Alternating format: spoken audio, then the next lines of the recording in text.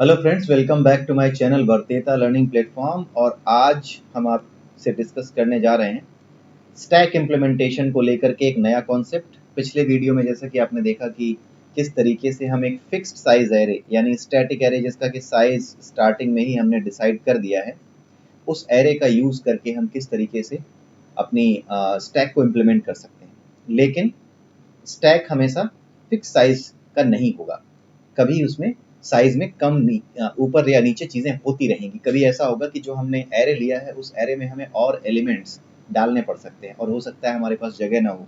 तो उस केस में हम क्या कर सकते हैं, डायनेमिक एरे का इस्तेमाल कर सकते हैं। ठीक है, तो एक सिंपल सा कॉन्सेप्ट हम यहाँ पर डिस्कस कर लेते हैं कि किस तरीके से हम इसका इम्प्लीमेंटेशन कर सकते हैं। हालांकि ये इम्प्लीमेंटेशन आपको सबसे कम जगह पे करना है और ये करना भी नहीं है, ये सिर्फ और सिर्फ हम इसलिए समझ रहे हैं ताकि आपको एक कॉन्सेप्चुअल क्लैरिटी बन जाए कि अगर कोई इस तरह की चीज़ें आपसे पूछे कि अगर मुझे डायनेमिक एरे का यूज़ करके स्टैक को इम्प्लीमेंट करना है, जहाँ पे जो आपने साइज़ लिया है एरे का, वहाँ पे अगर स्टैक में नंबर ऑफ एलिमेंट्स बढ़ने लगें तो आप क्या करेंगे। तो उस केस के लिए हम इसको डिस्कस कर लेते हैं। और ये काफ़ी हद तक और दूसरे जो एल्गोरिथम्स हैं वहाँ पर जब आप डिस्कस करेंगे, स्टडी करेंगे चीज़ों को, तो वहाँ पर ये आपकी हेल्प कर सकते हैं। तो डायनेमिक एरे बनाने के लिए आप क्या करते हैं, सपोज आप इंटीजर एरे बना रहे हैं, तो इंटीजर एरे आप बना रहे हैं कितने साइज़ का, सपोज 10 साइज़ का बना रहे हैं। ठीक है, तो एक तो तरीका ये होता है कि आपने ऐसे लिख दिया ये स्टैटिक साइज का एरे है। लेकिन क्या हो गया कि आपने स्टार्टिंग में मान लीजिए कि बनाया एक array P A double R is equal to new int 10। ठीक है, 10 या फिर साइज आपने यहाँ दे दिया, पहले ही कोई साइज डिक्लेयर कर लिया और वो साइज वेरिएबल यहाँ दे दिया, तो उतने साइज का एरे ये डायनेमिक एरे डिक्लेयर हो गया। अब होगा क्या कि सपोज आप इस एरे में चीज़ें बढ़ते भरते चले जाते हैं, सपोज ये है, ठीक है, ऐसा है कुछ, यहाँ पर एरे में चीज़ें भरते चले गए और लास्ट में यहाँ पर आकर के आपका एरे अब फुल हो गया। अब स्टैक में नया एलिमेंट ऐड कर रहे हैं तो इसके बाद आपको कोई जगह ही नहीं मिल रही। तो उस केस में क्या होगा, दो तरीके हैं जो आप इम्प्लीमेंट कर सकते हैं। ठीक है, और ये दो तरीके आपको जो स्टैंडर्ड टेम्पलेट लाइब्रेरी आप पढ़ेंगे ना, तो वहाँ पर आपको कुछ डेटा स्ट्रक्चर्स जो होते हैं वहाँ पर आपको इनके बारे में चीज़ें पढ़ने को मिलेंगी।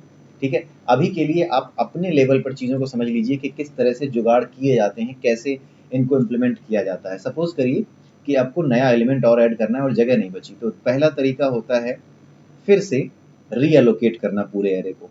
ठीक है, आपने देखा कि आपका साइज जो है 10 था, तो आपका एरे फुल हो गया। अब आपको एक नया एलिमेंट लेना है जो 10 में से आगे 11वां एलिमेंट है। तो आप ये कर सकते हैं कि 10 और 10 यानी अगली बार आप एक ऐसा फैक्टर ले सकते हैं जिसको हम कह सकते हैं इंक्रीमेंटल फैक्टर।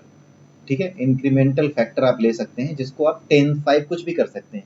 इसका मतलब ये हो सकता है, इसका मतलब ये आप बना सकते हैं अपने प्रोग्राम में कि अगर इंक्रीमेंट होता है नंबर ऑफ एलिमेंट्स हमारे इसमें एरे में, स्टैक में और एलिमेंट्स डालने हैं, तो हम क्या करेंगे कि जितना भी साइज था हमारे एरे का, जो भी अभी साइज था, उस साइज में उतने इंक्रीमेंटल फैक्टर से ऐड करके एक नया एरे एलोकेट करेंगे उतने साइज का। यानी पहले अगर 10 इंटीजर का एरे था, तो अब हम अगर हमारा इंक्रीमेंटल फैक्टर अगर हमने 10 लिया है, तो अब हम क्या करेंगे, 20 के बराबर एरे, 20 एलिमेंट रखने के बराबर जो एरे होगा, 20 एलिमेंट को जो रख सके अपने अंदर, उतना बड़ा एरे हम डिक्लेयर करेंगे, डायनेमिक एरे। इस तरीके से न्यू इंट और यहाँ पर साइज दे देंगे, नया साइज। अब होगा क्या कि आपने ये तो डिक्लेयर कर दिया, आपने ये तो मेमोरी में एलोकेट कर लिया, लेकिन अब क्या करना होगा, जो कुछ भी पहले था वो खोना भी नहीं चाहिए। भाई इस एरे में दूसरे एलिमेंट्स भी थे जो आपने पहले फिल किए थे, तो वो एलिमेंट्स अब कहीं जाने भी नहीं चाहिए। ठीक है, तो सबसे पहले वो एलिमेंट्स आप यहाँ एक एक करके कॉपी करेंगे। ठीक है, कॉपी करने के बाद क्या करेंगे, आप नया एलिमेंट अगली पोजीशन पे यानी 11वीं पोजीशन पे ऐड कर देंगे और इसको क्या करेंगे, इसको डिलीट कर देंगे। ठीक है, ये एक प्रोसेस है जो आप फॉलो कर सकते हैं अगर आप डायनेमिक एरे का यूज करके स्टैक इंप्लीमेंट कर रहे हैं तो। लेकिन ये उतना एफिशिएंट नहीं होगा उस केस में अगर आपका प्रोग्राम कुछ ऐसा है या आपकी जो रिक्वायरमेंट है वो कुछ ऐसी है कि जहाँ पे नंबर ऑफ एलिमेंट्स स्टैक में बहुत ज़्यादा ऐड होते हैं, फ्रीक्वेंसी बहुत ज़्यादा है, तो वहाँ पर इस तरह की चीज़ें आप नहीं कर पाएंगे। या तो आप ऐसा करिए कि जो आपका फैक्टर है उसको बढ़ा दीजिए, जो इंक्रीमेंटल फैक्टर है स्टैक का उसको बढ़ा दीजिए। ठीक है, अगर आपको रिक्वायरमेंट पता है कि बहुत ही फ्रीक्वेंट है, तो आप इसको 200 300 2000 3000 कुछ भी बना दीजिए इंक्रीमेंटल फैक्टर को।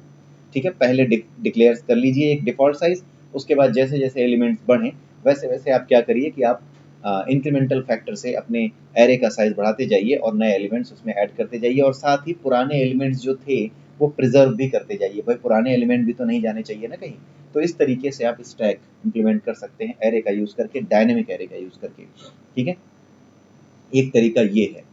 ठीक है, दूसरा तरीका क्या है जो कुछ जगहों पे और कुछ लोग इस्तेमाल करते हैं, उसमें क्या होता है कि आप ये काम कर सकते हैं।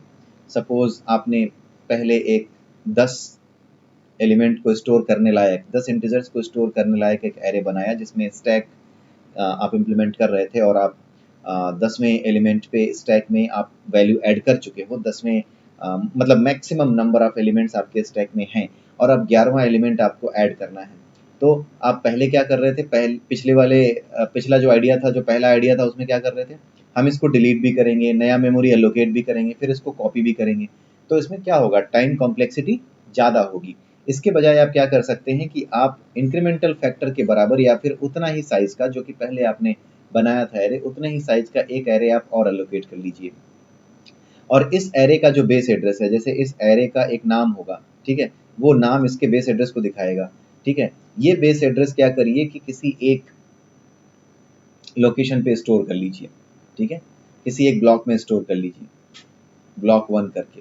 ठीक है, और इस ब्लॉक 1 में आपने स्टोर कर लिया और उसके बाद क्या किया, आप इस ब्लॉक 1 के जब ये नया ब्लॉक आपने अलोकेट किया, तो ये जो नया ब्लॉक 2 है, इस ब्लॉक 2 को क्या करिए, आप ब्लॉक 1 के आगे स्टोर कर लीजिए, यानी कहीं पर इसको भी आपको स्टोर करना पड़ेगा ब्लॉक 1 ब्लॉक 2 के नाम से।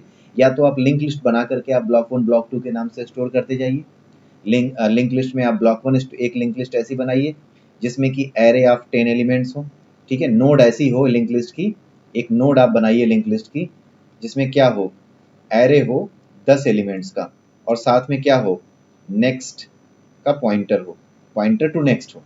ठीक है, लिंक लिस्ट का पॉइंटर टू नेक्स्ट। तो ऐसे क्या होगा कि एक नोड में आपने क्या रखा, इस एरे को रखा, जब ये एरे फिल हो गया तो आपने एक नई नोड बनाई, उस नोड में आपने नए एरे को रखा और ये जो नई नोड है, अब पुरानी नोड को, उस नई नोड को नेक्स्ट बना करके, मतलब नेक्स्ट से पॉइंट करा दीजिए, नेक्स्ट पॉइंटर से पॉइंट करा दीजिए, सो दैट आपका जो नेक्स्ट एलिमेंट है, जो नेक्स्ट नोड है आपके लिंक लिस्ट में, उससे ये पुराना जो नोड है वो नए नोड को पॉइंट करने लगे। तो जस्ट लाइक जो link list kind of structure है वो मेंटेन हो जाए।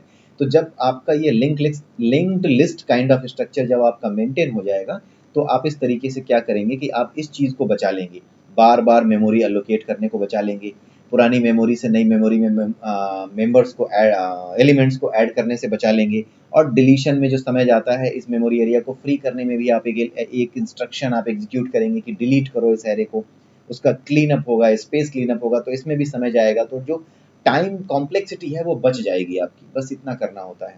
ठीक है, तो ये जो तरीका है ये ज़्यादा बेटर है, ये कंपेरेटिवली बेटर है इस तरीके से। ठीक है, मैं समझ रहा हूँ कि आप चाह रहे होंगे कि इसका कोड आपको मिले, तो मैं इसका कोड आपको बना करके दे दूंगा, लिख करके दे दूंगा, and I will not explain that, मतलब वो कोड मैं अगले वीडियो में बस बहुत हल्का सा एक्सप्लेन करूंगा कि क्या क्या फंक्शंस मैंने बनाए हैं और किस तरीके से वो काम कर रहे हैं। मैं आपको बेसिकली जो इम्प्लीमेंट करके दूंगा अगले वीडियो में, जो आपको मिलेगा, जो कोड हम समझेंगे, वो कोड इस अप्रोच का होगा जहाँ पे लिंक लिस्ट की नोड बनेगी और हर नोड में 10 एलिमेंट के लिए जगह होगी। ठीक है, जब भी नया नोड बनेगा तो नए एलिमेंट के लिए जगह होगी। 10 साइज पूरा होते ही आप अगले उस पर चले जाओगे और इस तरीके से आप क्या करोगे, आगे बढ़ते चले जाओगे। ठीक है, तो ये आपका पूरा का पूरा जो इम्प्लीमेंटेशन है ये आप अगले वीडियो में देखोगे। और मैं यही कहूँगा कि आप उस इम्प्लीमेंटेशन को देखने से पहले खुद भी इस इम्प्लीमेंटेशन को करके अपने आप करके देखें, सो दैट आपको ये चीज़ें क्लियर रहें, आपका भी हैंड्स ऑन एक्सरसाइज होता रहे। बेसिकली आप इसको ही करके देख लीजिए जो आपका ये डायनेमिक एरे वाला है, इसी अप्रोच को अपना के देख लीजिए कि किस तरीके से अगर आपको ये अप्रोच इम्प्लीमेंट करनी हो स्टैक के लिए तो आप क्या करेंगे, कैसा पीस ऑफ कोड लिखेंगे। वो लॉजिक लिख के देखिए, वो लॉजिक जब आप लिख करके देखेंगे तो आपको खुद समझ में आएगा कि आपको क्या करना है, किस तरीके से लॉजिक लिखे जाते हैं, किस तरीके से अपने प्रोग्राम को मेंटेन करते हैं, ये सारी चीज़ें आप समझने लगेंगे। तो इसी के साथ आज का ये वीडियो मैं यहीं पे समाप्त करता हूँ। प्लीज़ मेरे वीडियो को लाइक कीजिए, सब्सक्राइब कीजिए मेरा चैनल अगर अभी तक आपने सब्सक्राइब नहीं किया है।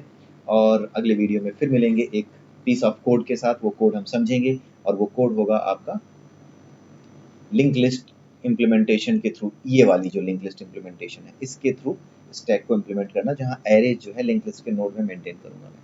ठीक है, तो मिलते हैं अगली बार, तब तक के लिए बाय बाय।